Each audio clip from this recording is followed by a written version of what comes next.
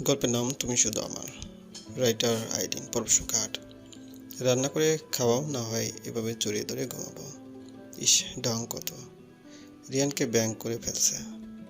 এই রাতে এখন রান্না করা লাগছে। শুধুমাত্র রাত দেখে কিছু বললাম না। দিনের বেলা হলে রিহান্নার বাচ্চা রিহান্না, তোকে আমার হাত থেকে আল্লাহ ছাড়া আর কেউ বাঁচাতে পারতো না।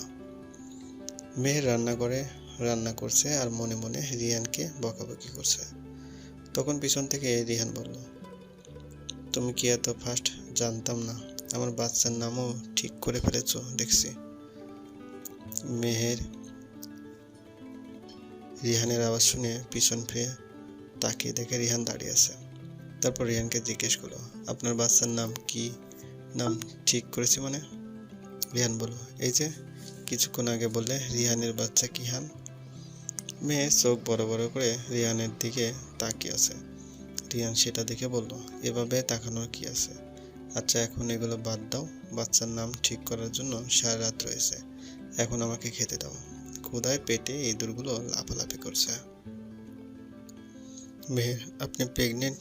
আগে বলবেন তো, তাহলে তাড়াতাড়ি আপনাকে খেতে দিতাম। তা আবার কতগুলো বাচ্চা? একটা হলে হতো। রিয়ান, প্রেগনেন্ট মানে কি বলো এসব? মেহের, প্রেগনেন্ট মানে হলো গর্ভবতী, এটাও জানেন না? কানাডার থেকে পড়াশোনা করে এতটুকু শিখতে পারেননি? রিহান, প্রেগনেন্ট মানে গর্ভবতী আমি জানি, কিন্তু আমি কখন বললাম আমি প্রেগনেন্ট? মেয়ের, আপনি তো একটু আগে বললেন আপনার পেটে ইঁদুরগুলো লাফালাফি করছে। তার মানে হলো আপনার পেটে ইঁদুর আছে। কোনো প্রাণী পেটে থাকা মানে প্রেগনেন্ট। মেহের লজিক শুনে রিহানের মাথা ঘুরে যাওয়ার উপক্রম। সে প্রেগনেন্ট, তাও আবার তার বাচ্চা হলো ইঁদুরের বাচ্চা। তার বমি বমি পাচ্ছে। ইয়াক ইয়াক করতে করতে বেসিনের দিকে গেল। মেহের রিয়ানকে ইয়াক ইয়াক করতে থেকে মনে মনে বলল, এখন কেমন লাগে বাচ্চা? আমাকে এই রাতের বেলায় ঘুম থেকে উঠিয়ে রান্না করানো। তারপর নিজে নিজে একটু ভাব নিয়ে বলল, আগে আগে দেখো হোতা হে কিয়া। তারপর একটু লেবু কেটে এক গ্লাস শরবত বানিয়ে রেখে দিল আর একটু লেবু নিয়ে বেসিনের দিকে এগিয়ে গেল। রিয়ান কতক্ষণ ধরে এক এক করছে, কিন্তু তার বমি আসছে না। সারাদিন কিছু খায়নি, বমি আসবে কিভাবে? যখন বের হলো তখন দেখলো মেহের দাঁড়িয়ে আছে। রিয়ান মনে মনে খুশি খুশি।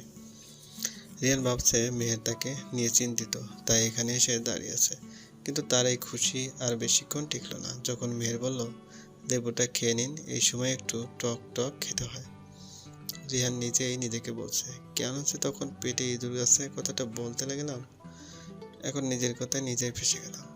মেহের রিহানের হাতে লেবুর খোসাটা দিয়ে আবার রান্নাঘরে চলে আসলো। তারপর খাবার নিয়ে সে ডাইনিংয়ে রাখছে। রিয়ানের খাবার দেখে ক্ষুধা আরো বেড়ে গেছে। ও তাড়াতাড়ি খেতে বসে গেল।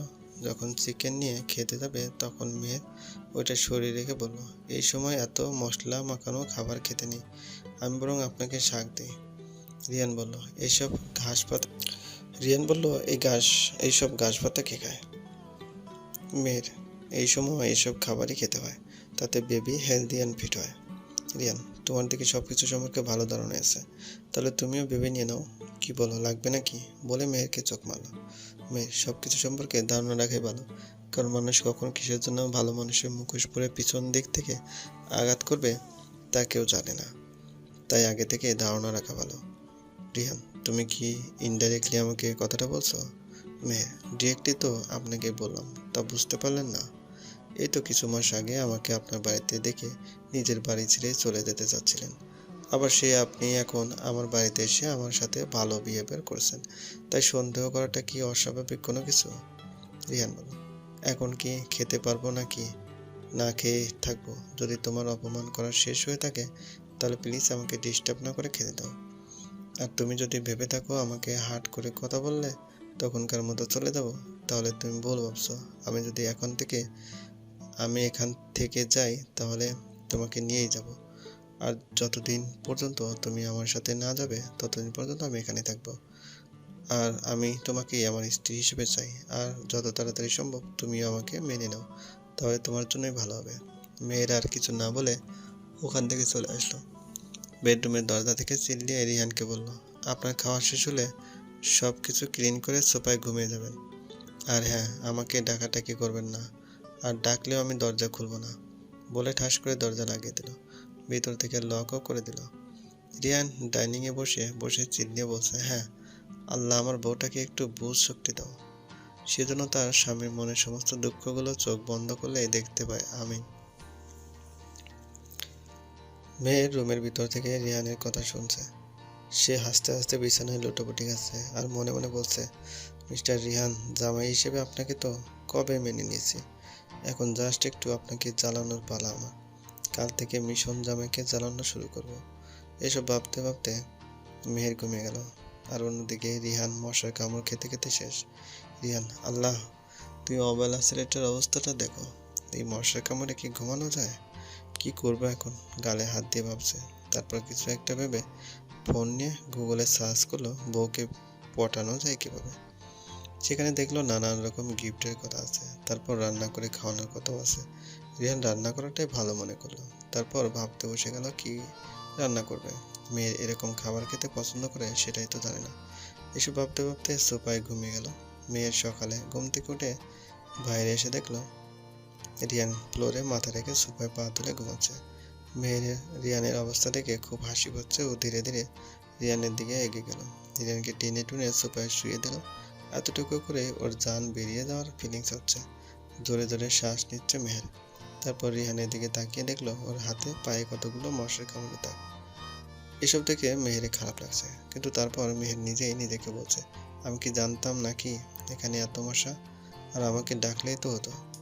মেহের রান্না করে গিয়ে সকলের ব্রেকফাস্ট তৈরি করে নিল। তারপর শাওয়ার নেওয়ার জন্য ওয়াশরুমে চলে গেল। কলিং বেলের আওয়াজে রিহানের ঘুম ভেঙে গেল। চোখ ডলতে ডলতে দরজা খুলে দিল। নিয়ান মেয়েরকে নিতে এসেছে ভার্সিটিতে যাওয়ার জন্য, কিন্তু দরজা খুলে যে ওর ভাইকে দেখবে সে ভাবতে পারেনি। ও গোল গোল চোখ করে রিহানের দিকে তাকিয়ে আছে। তা দেখে রিহান বলল, জীবনে কি আমাকে দেখোস নাই? এভাবে তাকিয়ে আছিস কেন? নিয়ান থতমতকে বলল, ইয়ে মানে মেহেরকে নিয়ে যেতে এসেছি। রিহান, আমার বউকে নিয়ে যাওয়ার জন্য আমি একাই যথেষ্ট, তোর এসব আর করা লাগবে না, যা ভাগ। চলবে। গল্পটি ভালো লাগলে অবশ্যই লাইক করবেন, কমেন্ট করে জানাবেন। চ্যানেলে যদি নতুন হয়ে থাকেন অবশ্যই সাবস্ক্রাইব করবেন, পাশে থাকা বেল আইকনটি প্রেস করে রাখুন যাতে নতুন নতুন ভিডিও আপলোড করার সাথে সাথে